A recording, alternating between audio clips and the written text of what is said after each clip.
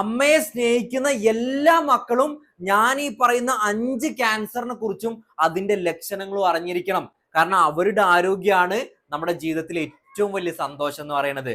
ഏറ്റവും ആദ്യം breast cancer ആണ്.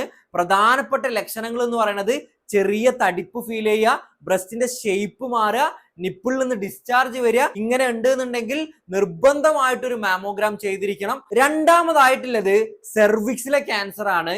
ബന്ധപ്പെടുന്ന സമയത്ത് വേദന അനുഭവപ്പെടുക, അതുപോലെ തന്നെ ബന്ധപ്പെട്ടതിന് ശേഷം ബ്ലീഡിങ് വരുന്നു, അടിവയറ് വേദന ഉണ്ടെന്നുണ്ടെങ്കിൽ അത് സെർവിക്സിലെ ക്യാൻസർ ആവാം.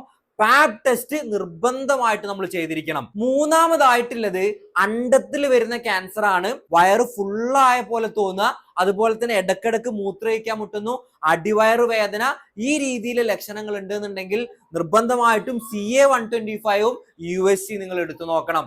നാലാമതായിട്ടുള്ളത് നമ്മുടെ ഗർഭപാത്രത്തിന് വരുന്ന ക്യാൻസർ ആണ്.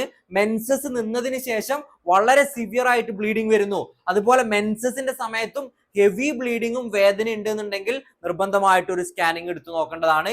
ഏറ്റവും അവസാനമായിട്ടുള്ളത് രക്തത്തിൽ, അതായത് കുടലിൽ വരുന്ന ക്യാൻസർ ആണ്.